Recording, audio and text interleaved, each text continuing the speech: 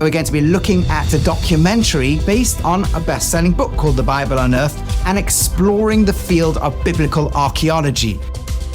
Hi everyone, and welcome back to another episode of Rabbi Reacts in our mini-series going through the Bible Unearthed and discussing biblical archaeology and the dating of the Bible. In this video, we're going to go into a core argument that is made in the first volume of this documentary series. That is to say, the whole biblical account of the patriarchs is basically not historically accurate. It must have been written by a later author looking around the world around them and projecting things backwards that they thought were true. And what they're going to argue is there's a lot of anachronisms, or at least a few anachronisms that give us a clue.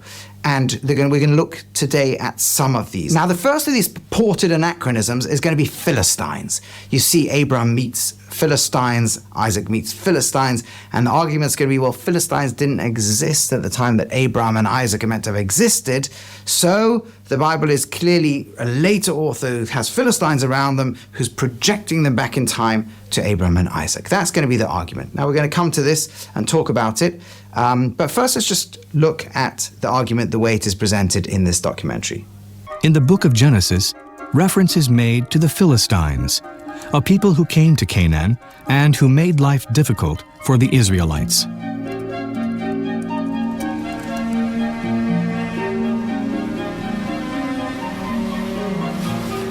What do we know of the Philistines? That they are part of a group of peoples whose origin is unknown, who came to the coastal plains of the Levant and who were given the name the Sea Peoples.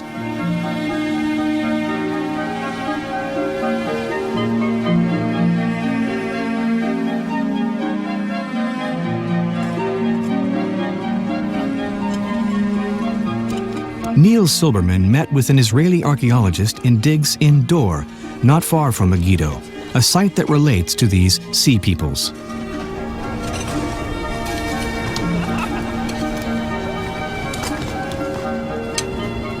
She is trying to identify them and determine their date of arrival.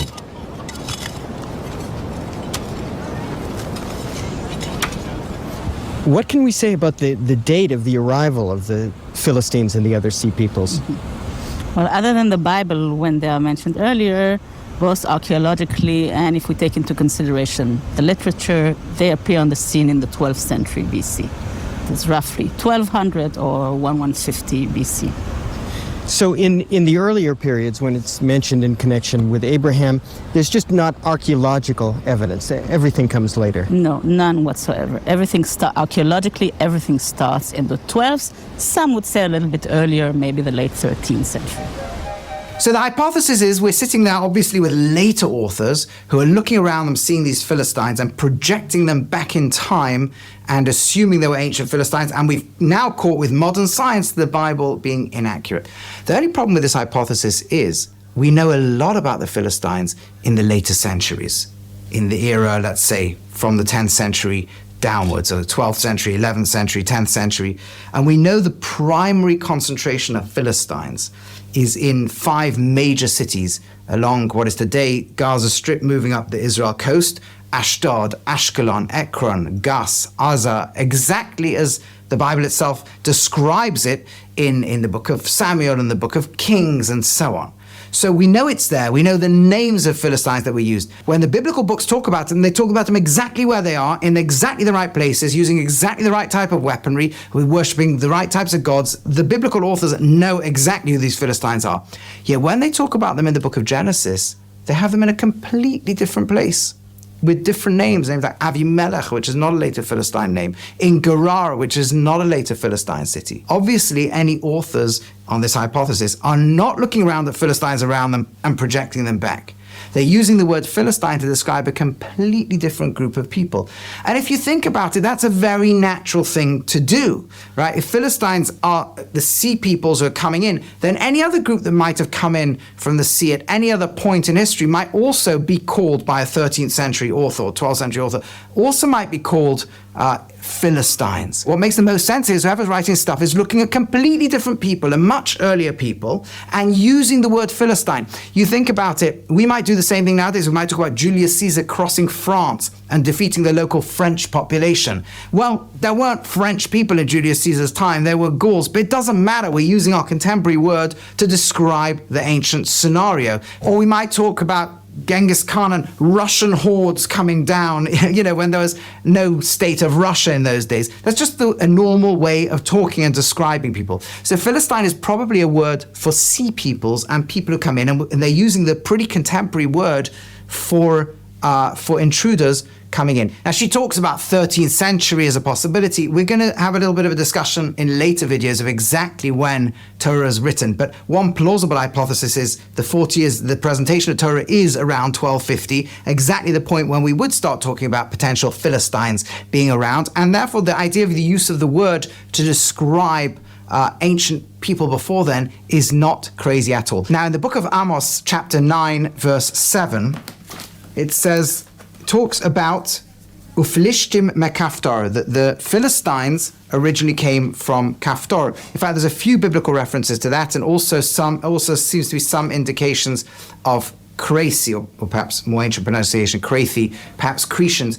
The point is the Bible is relating to them as sea peoples, and it is therefore possible it's either looking at sea peoples at the time the Torah was written and projecting that backwards to older ones, or maybe even the word had actually been used at some point and was now being reused for the new ones. But it's clearly not an anachronism in the sense that it is clearly not looking at the local Philistines and projecting them backwards, because it uses all the wrong names and places, which the authors of the Bible know clearly extremely well, and are using completely different ones referring to completely different people earlier.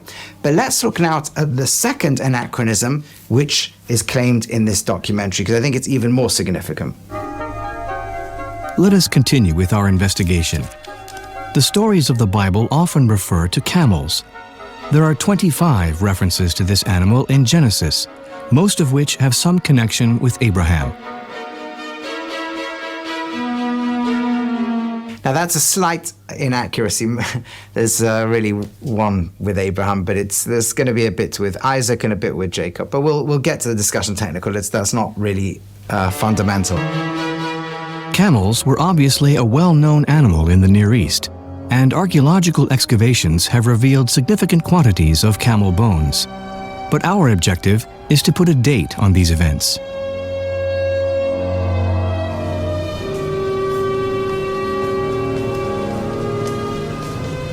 Israel Finkelstein has gone to see Ladar Sapir of the University of Tel Aviv's Archaeozoological Laboratory.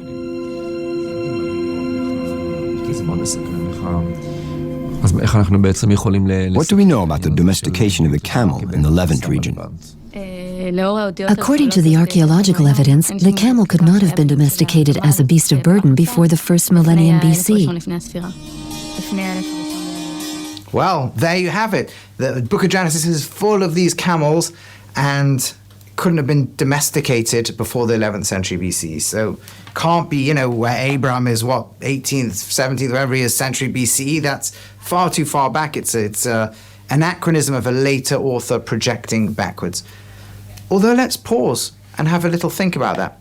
Is the book of Genesis proposing that there's lots of camels everywhere? Well, let's take a look inside. The first occurrence is in chapter 12, when what happens is that Abraham, who in those days were called Abram, and his wife Sarai, and they go down, and Pharaoh first abducts, and eventually when he releases them and gives them gifts, included in the gifts at the end, which likely means the smallest of the gifts, is camels. So at that point, all that we know is that the Pharaoh of Egypt had camels. We know nothing about any mass domestication. And then we don't hear about camels again until chapter 24. What happens there is Abraham is sending his servant Eliezer out to Mesopotamia to try to find a wife for his son. And there he does have camels, probably the same family of camels that he'd taken with him from Egypt. And then we don't hear about camels again. In fact, we never hear about any native camels in the land of Canaan. What we then hear is in chapter 32, when Jacob is returning from Haran. He's gone out, he's left the area, he's gone to his relative who's a local chieftain. And when he accumulates a lot of wealth, at the end of the list of wealth, he also has camels, which he brings back to the land and offers, amongst other offerings, a gift to his brother Esau, who is jealous of him. That's it. After that, it seems that camels have gone. In fact, so absent are camels apparently in Canaan at that time that when the brothers go down to Egypt to look for food, they go on donkeys. Just for example, chapter 42, verse 25 talks about them that or 26, they load their sacks al chamareim onto their donkeys, and throughout the story, whenever they travel backwards or forwards in Canaan and Egypt, they're using donkeys. Now, anybody who could use camels would not be using donkeys. Camels are much better travelers in the desert. They can go much longer without water. When camels are domesticated, then everybody's using camels. It seems that throughout the story of backwards and forwards in and out of Egypt, they're using donkeys and not camels. In other words, whoever's writing the Torah most certainly is not using an 8th or 7th or even 10th century picture of things when camels are domesticated. They are envisioning a world in which camels are very rare, picked up a little bit in a royal palace somewhere in Egypt and in some chieftain somewhere out in Mesopotamia, but generally speaking, there aren't camels. This is a world where you need donkeys to travel. And throughout the story, most episodes, they're going to be using donkeys, and camels are incredibly rare. On the contrary, there's an argument the author has an incredibly accurate picture back then. It's not a later author anachronistically referring to an earlier time. In fact, it's almost for sure not a later author, because any later author, using exactly Finkelstein and Silberman's argument, any later author, you would expect to have a world where everybody's traveling back to Egypt and forward on camels. The biblical author gets this exactly right. And by the way, it's not the case that there were no camels at all in the Middle East at that time. Kenneth Kitchen, in his book on the reliability of the Old Testament, has a little piece on this where he makes the following. I'm just going to quote from him.